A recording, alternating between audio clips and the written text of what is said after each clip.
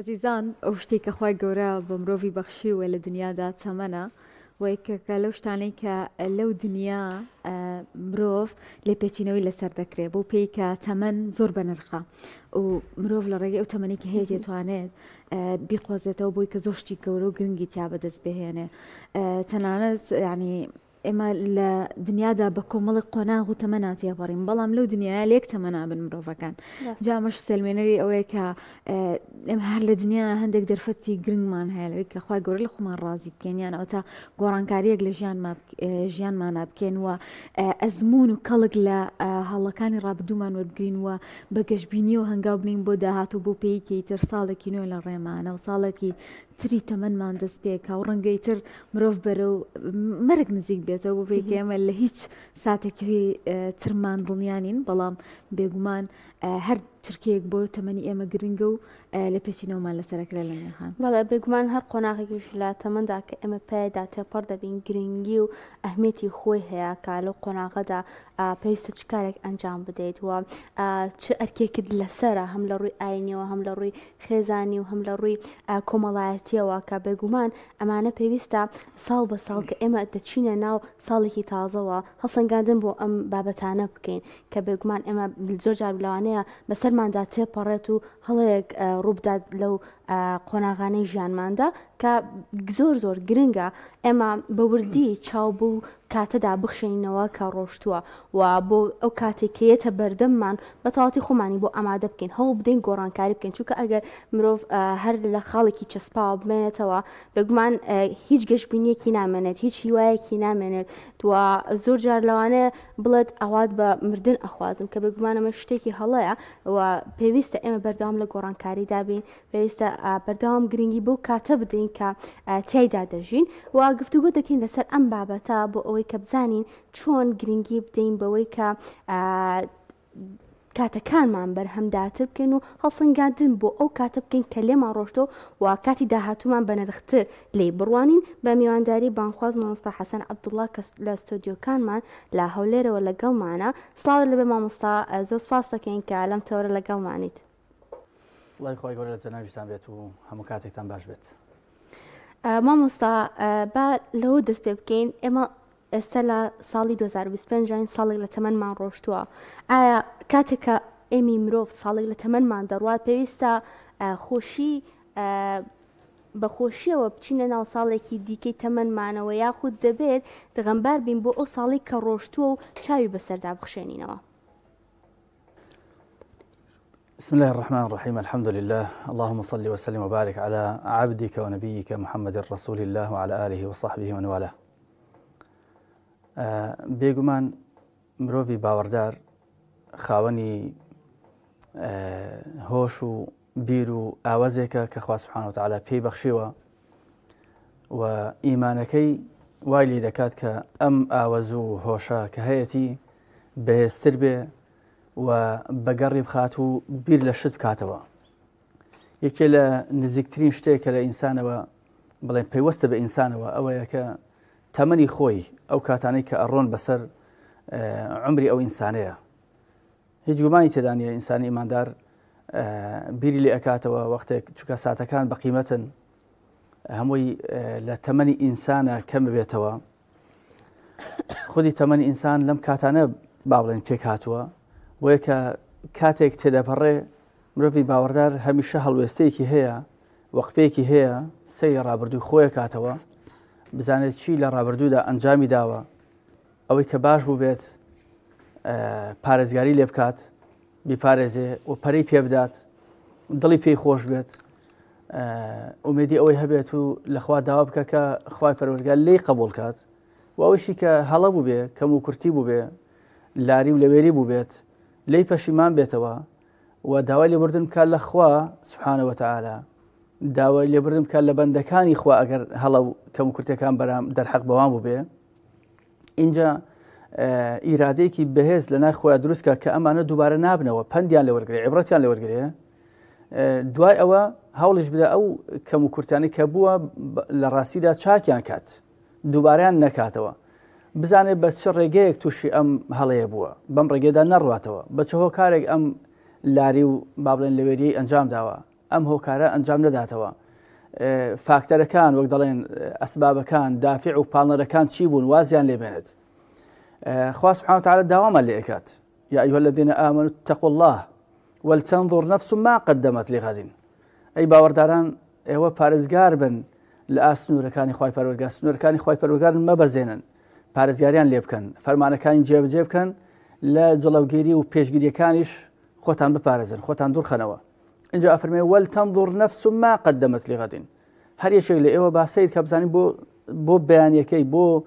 دوا ڕۆژی خۆی بۆ قیامەتی خۆی کە زۆر نزیکە و بە بەیانی خوا سبحانه وتعالى ناوی هێناوە تەماشا بکە چی پێشخستووە چی ئەنجام داوە. بۆیە گرنگە وەختێک کە ئینسان مەشغەڵ با بڵێن مەشغەڵەتی زۆری هەیە سەرقاڵە ڕەنگە نەیپڕژێتە سەر ئەوە کە هەندێک جار هەڵوێستە بکە، بەڵام کاتێک کە ساڵ دەگۆڕێ، ساڵەکە زاینی بێ، کۆچی بێ، کوردی بێ، هەستەکەی یعنی تۆ با بڵێن ئللا دەبێ ئاگات لێ بێ، بەتایبەتی ئەو ساڵە میلادیەی کە تەماشا دەکەی شتی زۆری بۆ دەکرێت، زەق دەکرێتەوە، خەڵک ڕادەگیرێ، سەرنجی خەڵک ڕادەکێشێت. باوەڕدار و کەسی و هۆشمەند سەیرەکات لە ئەو ساڵی ڕابردوو فعلا من چۆن گوزەراندم، لە بەرامبەر خوا سبحانه وتعالى چۆن بووم، لە بەرامبەر فەرمانەکانی خوا سبحانه وتعالى ئایا وەکو پێویست بووم، ئایا فەرمانەکانی خوام بەدیهێنا جێبەجێم کرد، لە بەرامبەر نەهی و جڵەوگیریەکانی ئایا خۆم پاراست، لە ئاستی گوناحەکانە خۆم پاراست یان سنوورم بەزاندووە، چاو بە خۆیدا بگێڕێتەوە اینجا لە بەرامبەر خەڵکیشە بە هەمان جۆر ئایا مافی خەڵکم پاراستووە، کەرامەتی خەڵکم پاراستووە، یان خوانەکە سنوورم بەزاند بێت، ماڵی خەڵکم خوارد بێت، کەرامەتی خەڵکم شکاند بێت. ئیدی دەرفەتێکی باشە ئینسان هەڵوێستە بکات، چونکە ئینسان ئەگەر لە تەمەنی خۆیە لە ڕۆژانێک کە تێدەپەڕن هەفتەکان، مانگەکان، ساڵەکان، ئەگەر وەقفەی هەبێ، هەڵوێستەی هەبێ، خۆی دەگۆڕێت، لی ناگۆڕێ، بەڵکو خۆی دەگۆڕێ بە ئاراستەی باشتر، بە ئاراستەی چاکتر. ئەزانێ ئەوەی کە ڕابرد لە ڕاستیدا من وەکو پێویست نەبوو، دەبوا باشتر بم، ئەکرا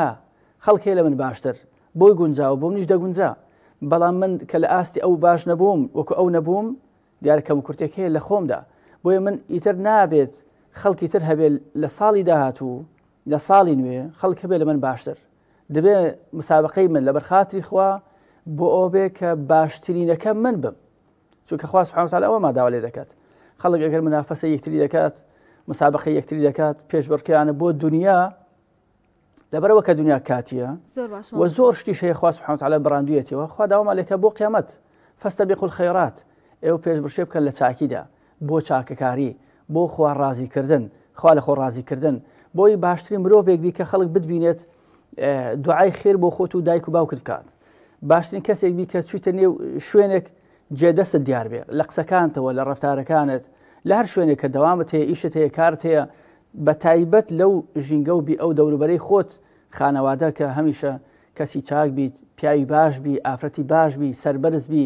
و دڵخۆش بیت و دڵخۆشکەریش بیت، چاک بیت و چاککاریش بیت. بە ئومێدیەوەی کە ئێمە وابوو بین، ئەگەر واش نەبین لێرە بەدواوە لەم ساڵی داهاتوە بەم جۆرە بین ئینشاءالله. مامۆستا لایەنی پیرۆزی ئیسلامە لە قورآنی پیرۆزدا و لە فەرمایشتەکانی پێغەمبەرمان درودی خوای لەسەر بێ چۆن باس لە ساڵ و تەمەن و ئەو دەرفەتە کراوە کە مرۆڤ لە بەردەمیایەتی، یعنی ئێمە گەر لە ڕوانگەی موسڵمانەوە، لە ڕوانگەی ئاینی پیرۆزی ئیسلامەوە سەری بابەتەکە بکەین، دەکرێت چیمان دەست بکەوێ و چۆن خوای گەورە و پێغەمبەر درودی خوای لەسەر بێ جەختمان لێ کاتەوە کە ئاگامان لەو تەمەن و کاتە بێ کە لە بەردەستمانایە. بێگومان ئێمە پێغەمبەرمان صلی الله عليه وسلم پێمانە فەرمێ ئینسانی ژیر و هۆشمەند کێیە؟ خۆشەویستمانە فەرمێت صلی الله عليه وسلم فەرمێ الکەیس من دان نفسه وعمل لما بعد الموت. ئینسانی هۆشمەند، ئینسانی عاقڵ، ئینسانی ژیر ئەو کەسەیە کە دانە نفسه، یعنی حاسب نفسه، محاسبەی نفسی خۆی بکات و هەوڵ بدا کار بکە بۆ دوای مردنی خۆی، چونکە ئێمە بەبێ هیچ شەک و گومان با بڵێن بە شێوەیەکی ڕاستێکی ڕەها بەبێ هیچ گومانێک ئەزانین ئێمە لە دوای مردن ژیانێکی دیکەمان هەیە، ژیانێکی کاتیمان هەیە کە لەم دنیاە، ژیانێکی هەمیشەیمان هەیە کە لە قیامەتە لە دوای ڕۆژایە کە خواست زیندومان دەکاتەوە ژیانێکی تایبەتی شەیە لە نێوان ئەم دوو جۆرە ژیانە ژیانی کاتی و ژیانی هەمیشەیی کە پێ دەوتری ژیانی بەرزەخ کە ژیانی با بڵێن نێوگۆڕ و دوای مردنە تا ئەوە کە خوا سوبحانە و تەعالە زیندومان دەکاتەوە لە ڕۆژی پەسڵان و زیندووبوونەوەدا. هەمیشە ئێمە لە سەفەرداین ئێرە سەفەرە ئێمە لە سەفەرداین ئێمە ڕێبواری ڕێگەین ئێمە ئێرە هەواری ئێمە نیە واری ئێمە نیە شوێنی نیشتەجێبوونی ئێمە نیە بەڵکو لێرە دەرفەتێکمان پێدراوە خوا سوبحانە و تەعالە دەرفەتی پێداوین کە توێش و کۆکەینەوە بۆ ئەو ژیانە هەمیشەیە بۆیە لە ڕۆژی دوایە خەڵکێک کە تووشی سزا و عەزابی خوا دەبن قسە دەکەن داوا دەکەن تەمەنا دەکەن خۆزگە دەخوازن خۆزگەیەکی بێ بەرهەم کە خوا بیان جێڕێتەوە بۆ دنیا بەڵام خوا پیانە فەرموێت ئەوەلەم نوعەممیرکم ما يتذكر فيه من تذكر وجاءكم النذير ئایا ئێمە تەمەنی ئەومان بێ ئەوە نەبەخشی بوو ئەوەندە تەمەنمان بێ ئەوە نەدابوو کە ئەگەر هەر کەسێک بیویستە بیری دەکردەوە پاشان خەڵکێکیش هەبوو کە ئێوەی ئاگادار کردبووەوە کە ئەم ژیانە کاتیە و پێوە سەرقاڵ مەبن پێوە فری و مەخۆن سەرنجڕاکێشە فری و دەرە خەڵکی دیکێ فری و داوە چەند جار چەند با بڵێن ئاگادارکەرەوە هاتوون بۆیە لە ڕاستیە چاو بە خۆ داگێڕانەوە زۆر زۆر زەرورە هەر یەکێک لە ئێمە چونکە بەڕاستی هەر کەسێک لە ئێمە باشتر خۆمانە ناسین بەل الئینسان عەلی نەفسیه بەصیرە من زۆر چاکتر خۆمە ناسم خەڵک ڕەنگە کە مەدحم بکە ستایشم بکە سەنام بکە خەڵک نازانێ من چۆنم وە تۆیش و ئەویش و ئەمیش و هەمومان باشتر خۆمانە ناسین نێوانی خۆمان و خوا سوبحانە و تەعالە کەس پێی ئاگادار نییە تەنها خۆمان نەبێت با چاو بە خۆماندا بگەڕینەوە ئەو چاو بە خۆدا گێڕانەوەیە وا لە ئینسانەکە خاڵە بەهێزەکان چارەسەرکە بەهێزیان کە خاڵە بەهێزەکانیش بێگومان پارێزگاریان لێ بکە و بەهێزتریان بکە لە نەتیجەشە خوا سوبحانە و تەعالە لەو کەسانە ڕازیە کە چاو بە خوا نەگێڕنەوە ئەگینە هەر کات بەسەر بردن هەر ژمارە زیادکردن بەبێ ئەوە لە ئێمە لە ساڵێک لێرە بەدواوە بۆ نمونە لەم ڕۆ بەدواوە ئەگەر مێژوویەک بنووسین بەروارێک بنووسین بێگومان دەنووسین 2025 تا دوێنێ دەمان نووسی 24 بۆ ژمارەکە گۆڕە لەبەرەوە ساڵێک تێپەڕی 360 ئەوەندە ڕۆژە تێپەڕیوە معقولە ئینسان 300 ئەوەندە ڕۆژە بەسەریا تێپەڕی بێ کە هەر ڕۆژێک 24 سەعات بێ هەر سەعاتە ئەوەندە دقیقە و خولەکە بێ یعنی مجموعەیەکی زۆر یعنی سەرمایەیەکە بۆ ئینسان تێپەڕی بێ بەڵام ئینسان بیر نەکاتەوە لە کاتێکدا کە هەموو سەرمانجێک خەڵکێک هەیە جەردی پارەکەی خۆیەکە حساباتی خۆی با بڵێن چاوی پێدا دەگەڕێتەوە ساڵانە جەردی ساڵانەی هەیە جەردی وەرزی هەیە 6 مانگ جارێک جەردی شتەکان دەکات بەس بۆی بزانێت چەندی زەرەر کرد و چەندی قازانج کردووە چەندی بەدەستێناوە ئەگەر وانە بێ شێوازەکەی بگۆڕێ شوێنەکەی بگۆڕێ کەلوپەل و ئەشاکانی بگۆڕێ یعنی معقولە ئینسان سەرمایی دەستی ئێمە ژیانمانە ژیانیشمان بریتێ لەو تەمەنە بەڵام چاوی پێدا نەگەڕینەوە ساڵ بێت و ساڵان تێپەڕن و ساڵی نوێ بێ بەڵام ئێمە هەر کەسەکەی جارانمان بین بێگومان ئینسانیش لە شوێنی خۆی ناوەستێت ئەگەر ئینسان پێش نەکەوێت دوا دەکەوێت ئینسان خۆی باش نەکە خراپ دەبێت یعنی نابێ هیچ کاتێک ئینسان بەوە ڕازی بێ ئەم ڕۆم وەکو دوێنێ بێت چونکە پێغەمبەر فەرمێ صلی الله عليه وسلم مغبون یان ئەفەرمێ من استوى يومه فهو مغبون هەر کەسێک دوو ڕۆژی وەکو یەک بن ئەوە زەرەرمەندە ئەی ئەگەر کەسێک دوو ساڵی وەکو یەک بێ بۆچی زەرەرمەندە چونکە وەکو خۆت نابی من دوێنێ چۆن بووم ئەگەر ئەم ڕۆژ وەکو دوێنێ بم بێگومان شەیطان کارم لەسەر دەکا خاڵە بەهێزەکانی دوێنێم ئەگەر زیادم نەکرد بێ لێم با بڵێن بێهێزی دەکا کەمی دەکاتەوە لە نەتیجە وردە لە دەرەنجامە من بەدەستی بەتاڵ و بە خاڵی یەکجار لاواز دەگەمە کۆتایی تەمەنمە و کاتەش دەرفەتم نامێنێت و پەشیمان دەبمەوە. باش مامۆستا هەروەکو خۆشە ئاماژەت پێکرد خەڵکی زیاتر کە چاوی لەسەر بێت و لە ساڵێکدا کە لێ ڕۆشتووە ئەوەیە کە لە ڕووی مادیەوە چۆن بووە ئەو شتێکی ویسوێتی بەدەستی هێناوە لە ڕووی دنیایەکەوە بەڵام ئەوەندەی کە خەمی دنیامانە خەمی قیامەتمان نییە بۆ نەگەر نوێژێکی بیانیمان فۆتا بێت یاخود منداڵێکمان خەبەر نەکرد بێتەوە بۆ نوێژێک ئەمەمان زۆر بەلاوە گرنگ نییە ئایا ڕێنمایی تو چییە بۆ موسڵمانان کە زیاتر جەخت لەسەر قیامەت بکەنەوە لەسەر کارە دینیەکان بکەنەوە و خۆشیان ببنە ڕێبەرێک بۆ منداڵەکانیان و هەروەها بتوانن کە توێشوێکی زیاتر کۆ بکەنەوە لەم ساڵی تازەیەدا. والله طبعا من ئامۆژگاریم بۆ خۆم سەرەتا اینجا بۆ خەڵک و بۆ خوشک و برایانم چونکە منیش وەکو ئەو خەڵکەم لەو خەڵکە ڕەنگە باشتر نەبم منیش پێویستم بە ئامۆژگاریە و کەسێک کە نەسیحەتی بکەم و ئامۆژگاری ئاراستە بکەم سەرەتا من شایانترینی ئەو خەڵکم کە ئامۆژگاریم ئاراستە بکرێت. من بەخۆم و بە خەڵکی شەڵێم کە ژیانی ئێمە ژیانێکی کاتیە، خەڵکێک لە ئێمە بەهێزتر، خەڵکێک لە ئێمە جوانتر، خەڵکێک لە ئێمە دەوڵەمەندتر، خەڵکێک لە ئێمە ناودارتر، خەڵکێک لە ئێمە زیاتر بوو ئومێد و خواست و ئاواتەکانی کەچی ئەو با بڵێن ژیانی دنیایی بەجێ هێشتووە. ئەمەش مەسیرێکی حتمیە بۆ هەموو لایەکمان. دەبێت ئاگامان لە خۆمان بێت، ئاگامان لەم دنیا با بڵێن نەبڕێت کە دنیا غەڕار و فریودەرە. خوا سبحانه وتعالى وما بڵێن پێ دەفەرمێت کە دەفەرمێ یا ئەیها الناس و ئەی خەڵکی نەبەگشتی وریابن ئاگادار بن کە ئین وعد الله حق. وعد و بەڵێنی خوا سبحانه وتعالى ڕاستە. وعدێک کە خوا سبحانه وتعالى داویەتی سەرەتا هیچ کەسێکیش دونکۆڵی لێ ناکە ئەوەیە کە فەرمێتی كل نفس ذائقة الموت ئەم ژیانە بەجێ دێڵین. بۆیە فەرمێ فلا تغرنكم الحياة الدنيا ژیانی دنیا فریوتان نەدات ولا يغرنكم بالله الغرور شەیطانی فریودەریش لە ئاستی خوا سبحانه وتعالى فریوتان نەدات. ئێمە بەداخەوە کە خەڵکێک لە قڕ و لیتەی دنیا چەقیوە بەداخەوە دنیا وەک ئەڵێن هەمیشە مەمەڕە نەک مەقەڕ بێت، شوێنێکە بۆ ئەوەی ئینسان بەناویدا بڕوا گوزەر کات وەکو ڕێبوارێکی ڕێگا نەک تێدا بمێنێتەوە و با بڵێن سەیری بکات کە شوێنی هەمیشەیەتی، لەبەرەوە شوێنی هەمیشەیی کەس نییە بەڵکو بە کاتی لێرەیە. جا ئەوانەی کە هەر بە پێودانگ و پێوەری مادی و پارە و سامان و ئەوانە ژیان دەگوزارێنن لە نەتیجەیە ئەم مادە و سەروەت و سامان و ئەوەی کە کویان کردوێتەوە بەجێ دێڵن و بەدەستی بەتاڵەوە بە خزمەتی خوا دەکەن، ئەو کاتە پەشیمان دەبنەوە. ئێمە وانین، ئێمە ژیانی ئێمە هیچ گومانی تێدانیە کە کاتیە، بۆیە دەبێ هەوڵمە بۆ قیامەتمان بێت. خەڵکێک کە تەماشا دەکەی کە سەرقاڵ بۆ بە خۆشی و مەلەذات و مغرياتی ئەم دنیاە لە ڕاستیدا بێ ئاگان. خوا دەفەرمی اقترب للناس حسابهم وهم في غفلة معرضون. حساب و کتاب لەو خەڵکە نزیک بۆتەوە لە کاتێکدا خەڵک غافڵە بێ ئاگایە. حسابی ئەمە لەو کاتەوە دەست پێ دەکات کە ژیانمان کۆتایی پێدێت، کە مردن دەبێت بە میوانی هەر یەکێک لە ئێمە. مردنیش نزیکترە لە ئەوەی کە زۆر بەلاتەوە نزیکە لەوە نزیکتر لێمانەوە. بۆیە دەبێت ئینسان ئاگای لێبێت، حساب و قیامەتی خۆی بکە. بەڕاستی ئەو کەسانەی کە تەنها سەرقاڵی ژیانی مادی و خزمەتکردنی ئەم دنیاە خەسارەتمەندە، ڕاستە ماندوو ئەبێ، بەڵام بەڕاستی ئەوانە زیانمەندن، ماندوو دەبێ، کۆشش دەکە، خەم دەخوا، ناڕەحەت دەبێ، عەقلی خۆی بەکاردێنێ، بەڵام لەبەرەوە لە بۆ شتێکی تافیه و کاتی بووە لە نەتیجەیە پەشیمان دەبێتەوە. خواشە فەرمێ سبحانه وتعالى هل أنبئكم بالأخسرين أعمالا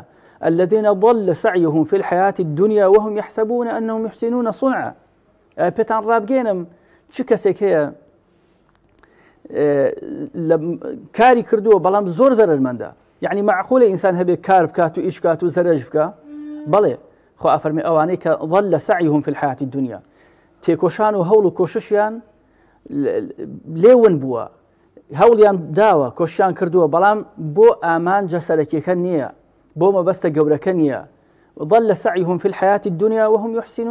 وهم يحسبون أنهم يحسنون صنعا. پێشان وایە کەشتی باشەکەن. ئەو ئەهلی دنیاە، ئەوانەی کە دنیا ئەپەرستن، ئەوانەی لە پێناوی دنیادا وەلا و بەڕا و خۆشەویستی و دژایەتی ڕائەگەێنن، ئەوانەی لە پێناوی دنیادا تووڕە دەبن و ڕازی دەبن، لەبەر دنیاە پێ دەکەن و دەگرێن، لەبەر دنیاە گوناحەکە، لە پێناو دنیا و دەستکەوتی دنیایە سنوورەکان دەبەزێنێ، خوا لەبیر دەکا، سیلەی ڕەحم و پەیوەندی خزمەتی دەپسرێنێ، ڕێز و حرمەتی ئینسانەکان دەشکێنێ، یعنی تەنها خەریکی با بڵێن تێرکردنی غەریزەکانی خۆیەتی بە هەر ڕێگایەکەوە بێت. ئەمانە لە ڕاستیدا کە دنیا بەجێ دەڵن پەشیمانە بنەوە. بۆیە ئێمە هەمومان ئەمڕۆ دنیا زۆر فریودەرە و وەک دەڵێن سیستەمێکی ڕەسمالیش زاڵە بەسەر دنیادا. ئەو سیستەمە وای کردووە تاک بە تاکی مرۆڤەکان لەسەر ئەم ڕووی زەویە تەنها بیر لە مەسەلەی مادە بکەنەوە. تۆ سیر کە لەم کوردستانە ژیان لە ڕووی مادیەوە فعلەن ئەوەی کە کوردەکانی ڕۆژهەڵا دەڵێن زیندگی سەختاوان لێ کردووە، زیندگیان سەخت کردووە، ناڕەحەتیان کردووە، موچە نیە لەلایەکەوە، هەلی کار کەمە، اینجا شت گرانە، اینجا مەسروفات زۆرە، تەکالیفی حیات لە کارەباوە بیگرە، لە هەموو شتەکان تەکالیف گران بووە لە کاتێدا کە پارە کەم بووە یان زەحمەت بەدەستێت وان لە خەڵک کردووە کە هەوڵ و کۆشتەکەی بەس بۆ دنیا بێ، بەس بۆ پارە بێ، بەس بۆ سامان بێ. گرنگە ئینسان لەم سەردەمەی خۆمانە کە وروژاندنی هەستەکانی ئینسان، وروژاندنی غەرائزی ئینسان کاری لەسەر دەکرێت بە جددی. ئینسان حەزی لە چییە؟ کە حەزەکانی ئینسان خاڵی هاوبەشی نێوان ئینسان و ئاژەڵە. ڕێک بێگومان شێتانیش و هاو بڵێن کردەوە و هاو سیفەتەکان ئەوانی سیفەت شێتانن. یانەوێ ئێمە هەمان ئەو غەریزانە گرنگی پێ بدەین لە پێناویدا بژین کە غەریزەی ئێمە و ئاژەڵیشن. گرنگی بۆ لایەنە بدەین، نەک لایەنە ڕوحیەکەمان کە وابەستەمان دەکەن بە جیهانی فریشتەکان و دەمانگەێنن بە حەقیقەت تێمان دەگەین کە ژیان حەقەتەکەی چۆنە و لە پێناویشیدا فری و نەخۆین. خی گەورەمان لێ بکە هەموو لایەکمان کە پند وەرگرین لە ڕاستیدا چاوی دڵمان بەر لە چاوی باڵێن سەرمان بکەینەوە و تێبگەین و هەوڵ و کۆشی جددیمان بۆ ئەبێ خوا لە خۆمان ڕازیکەین. بەڵێ زۆر سپاس بۆ مامۆستا حەسەن عەبدوڵڵا بانگخواست کە لە شاری هەولێر و ڕاستەوخۆ لەگەڵمانە بوو بە هیوای ئەوەی کە سوودێک لە ساڵی نوێ ببینین و ئەزمونێکمان وەرگرتی بێ لە ساڵانی پێش و بەدید و گەشتبینیەکی جیاوازەوە هەنگاو بنین بۆ ساڵی داهات.